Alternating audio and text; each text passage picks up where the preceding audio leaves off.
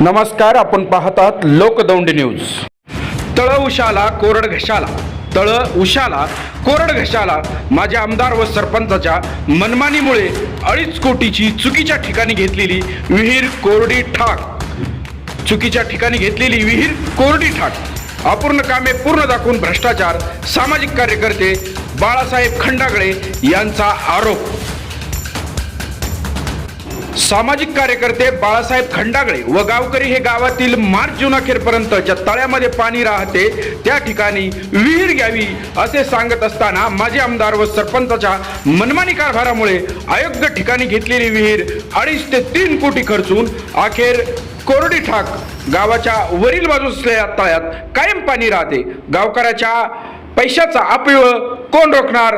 जबाब कोण देणार? जाब कोण देणार? वरील सर्व परिस्थिती सविस्तरपणे बाळासाहेब खंडागळे यांनी लोकदौंडी न्यूजशी बोलताना मांडली आहे। नमस्कार, मी बाळासाहेब पाराजी खंडागळे, वांजुळी, मौजे, तालुका नेवासा, जिल्हा अहिल्यानगर। आम्ही या संदर्भात जे आमच्या पिण्याच्या पाण्याचा जो प्रश्न आहे गावाचा, हा बऱ्याच दिवसापासून ऐरणीवर आहे।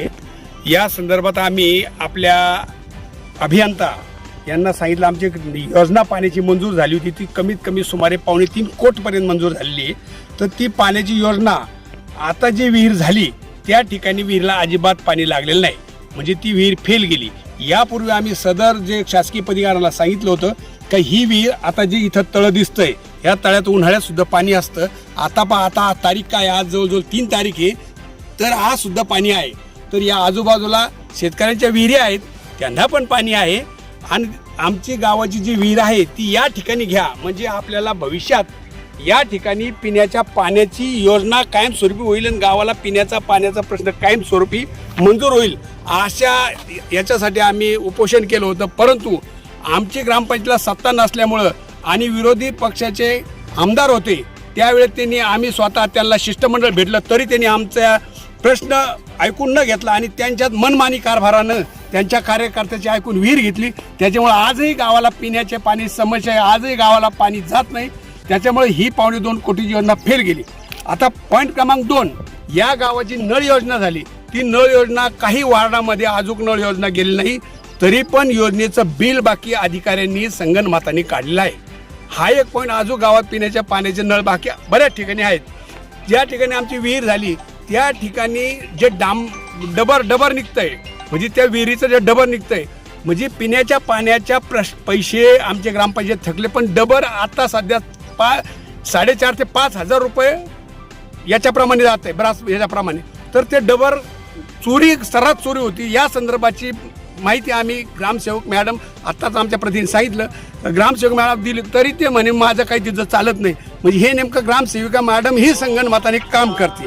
तिसरी गोष्ट, जे या ठिकाणी आता सध्या जे चुकीची माहिती काही लोकांना दिली जाते लोकप्रतिनिधीला, का बाबा आता पुलावर भरपूर त्या कडेपासून तर या कडेपर्यंत पाणी प्यायला जातं आणि ते पाणी भरपूर आहे, अशा प्रकारचं काही झालेलं नाही। आणि ही गोष्ट आम्ही आता सध्या लोक फार वंचित आहेत, लोक दहशतमध्ये काम करतात, दहशतवाद चालतोय, म्हणजे असं लोकाला दबाव टाकून काम केलं जातं। तर अशाचं पत्र आम्ही सन्माननीय नामदार राधाकृष्ण विखे पाटील पालकमंत्री यांना देऊन आमच्या ज्या काही समस्या आहेत, आता पिण्याच्या पाण्याचा प्रश्न, आता आम्ही एक वस्ती तुम्हाला यापूर्वी दाखवली, त्या वस्तीवर सुद्धा नेमका प्रॉब्लेम काय झाला का ती वस्ती चढाच्या ठिकाणी आहे आणि जी पिण्याच्या पाण्याची पाईपलाईन गेली तर ती चढावर असल्यामुळे त्यांना पाणी जात नाही, ते सुद्धा पिण्याच्या पाण्यापासून वंचित आहेत। आणि दुसरी गोष्ट, त्यांची अशी समस्या आहे का गावाला जसं 1 नंबर वार्डाला 25,000 लिटरची टाकी दिली, तर जिथं गावात एक टाकी त्यांना स्वतंत्र टाकी जर म्हणजे शासनाने दिली तर ती टाकी जर समजा त्याला 4-2 दिवस जर भरली तर 8 दिवस त्यांना पाणी जाईल। त्या टाकीवर स्पेशल रायझिंग पाईपलाईन टाकायला पाहिजे। आणि यापूर्वी जे कामं झाली तर रायझिंग पाईपलाईन अधुरी आहे। विहीर जी झाली, विहीर ती मापाप्रमाणे आहे नाही, शासकीय लोकांनी चेक केली नाही आणि ती चेक न करून सुद्धा बिल काढतात, म्हणजे याला कोणाचे वरद हस्त आहे। आणि या गोष्टीकडे आम्ही लोकप्रतिनिधीला सांगून वेळोवेळी सांगितलं। आमदार विठ्ठलरावजी लंगे पाटील आम्ही त्यांच्याकडे शिष्टमंडळ जाऊन त्यांना भेटणार आहे, अजून आम्ही नामदार पालकमंत्र्याला भेटणार आहे। जिथं आम्हाला कागदपत्र घेऊन पाठपुरावा करायची वेळ आली आम्ही ते करणार आहे। आणि भविष्यात इथून पुढे जर समजा आम्हाला आमच्या लोकांच्या समस्यावर जर यांनी जर तोडगा काढला नाही किंवा निर्णय घेतले नाही तर येत्या काळात आम्ही भविष्यात सगळे गावातले लोक घेऊन शासकीय कार्यालयावर उपोषण करण्याची वेळ आम्हाला शासनाने येऊन देऊ नये.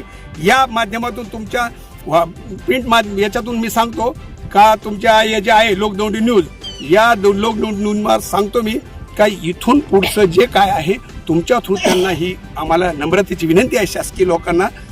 त्यांनी आमचा जो कायमस्वरूपीचा प्रश्न सोडावा आणि कोणत्या योजनेतून जर आम्हाला विहीर देता आली तर भविष्यात त्यांनी एवढा महिना 2 महिना आमचा जी काय मागणी ती मनावर घेऊन त्यांनी आम्हाला शासनाने या कुठंतरी या ठिकाणी ज्या ठिकाणी आम्हाला हे जिल्हा परिषद लपातं तळ आहे त्याच्यामुळे परवानगी त्यांनीच द्यायची.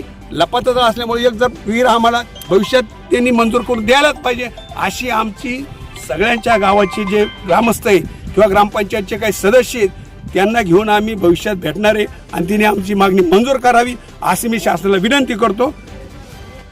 आपल्या भागातील ताज्या घडामोडी व महत्त्वाच्या बातम्या पाहण्यासाठी यूट्यूबवरील लोकदवंडी न्यूज चॅनेलला सबस्क्राईब करा.